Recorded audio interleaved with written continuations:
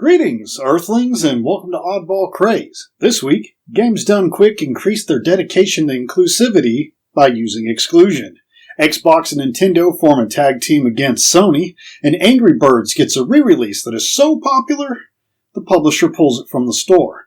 And the state of play is boring? This and more on Quick Weekly Update.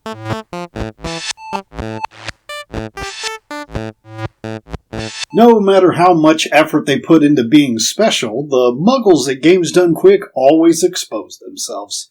This time, the company, yes, company, has made the stunning and brave decision to ban any Harry Potter-related games from being a part of their shows.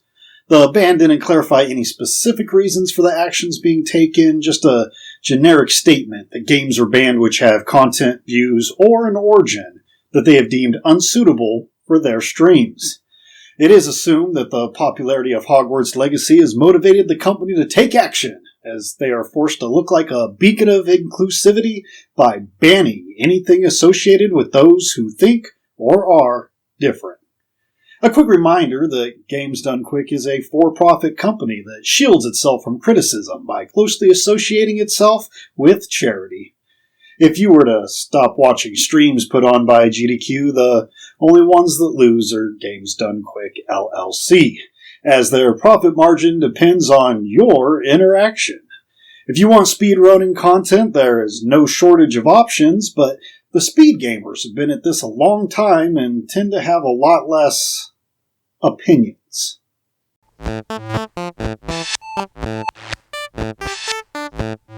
Speaking of attention seekers, there's no better option to hitch your wagon to right now than Hogwarts Legacy, which has maintained its number one spot in the UK's weekly sales charts.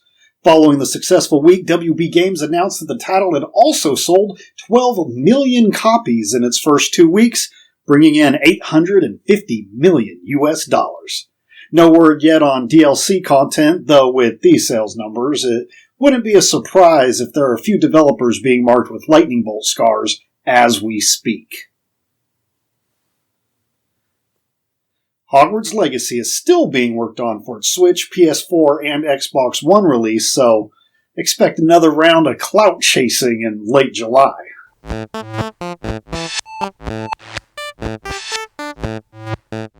In what had to be a calculated attack, Microsoft and Nintendo have entered a contract that guarantees Call of Duty franchise on Nintendo consoles for a decade, if the Microsoft acquisition of Activision succeeds. The contractual agreement was announced just before Microsoft began its hearing with the European Commission, an organization that is skeptical about the merger, stating they are afraid it will lessen competition in the market.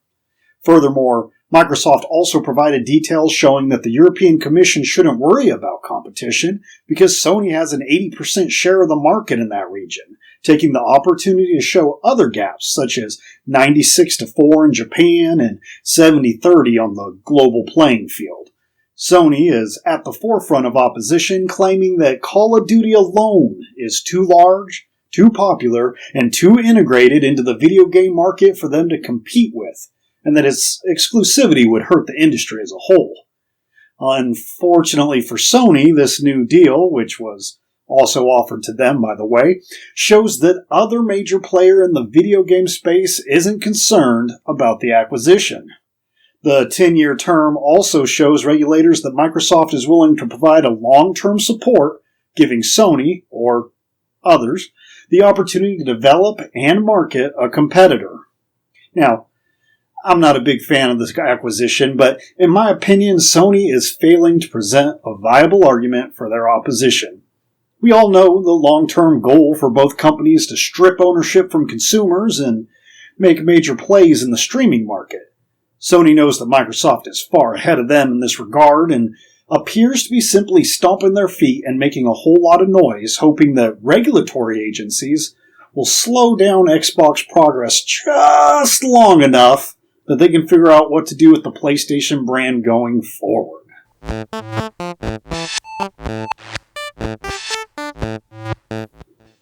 Speaking of the PlayStation's future, Sony released a new State of Play video showing off the upcoming software they have in store. According to the internet, it sucked, which really shocked me because I'm not the biggest fan of Sony and I thought it was alright.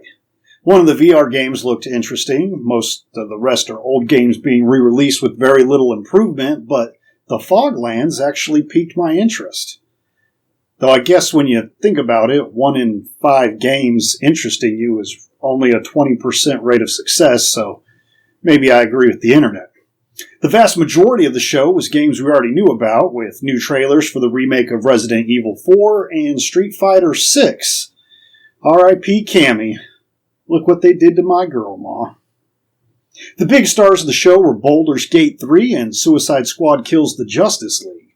Baldur's Gate looked pretty good, with the cutscene showcasing voice work from professional actors like J.K. Simmons. But closing out the show was a 6-minute trailer for Suicide Squad that showcased story, gameplay, and each character's unique abilities. This is the part of the show that the internet hated the most, and warning signs are being manifested into reality the more we learn about this game. Personally, I thought the story element was pretty cool. It's hard to make a god like Superman interesting, let alone when there are 3 other superpowered characters teaming up with him.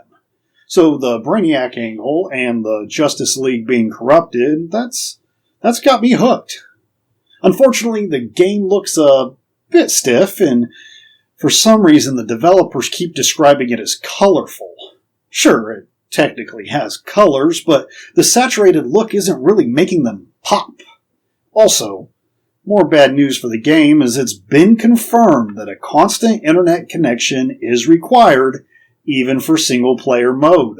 Lots of people brush this off as a non-issue, but combine that with the previous leaks revealing that the game has a battle pass and multiple digital currencies, and it's becoming more obvious that Suicide Squad might be a few years late to a party where all the partygoers have already gone home.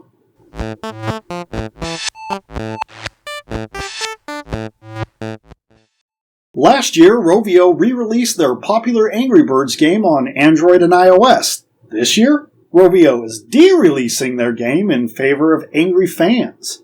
The re-release was being sold for 99 cents and became too popular for the company. How does a game become too popular? Well, the 99-cent version of Angry Birds has no microtransactions, no ads, and this decision has negatively affected other games in the publisher's library. To fix this, Rovio has delisted the game from the Android Play Store and renamed the iOS version to Red's First Flight, theoretically to hide it from search results when looking for Angry Birds. The company has asked Angry Bird fans to instead support Angry Birds 2, Angry Birds Friends, and Angry Birds Journey, all of which manipulate consumers to make transactions for the pleasure of advancement. No one throw a bird at Rovio's headquarters. It might collapse their house of sticks.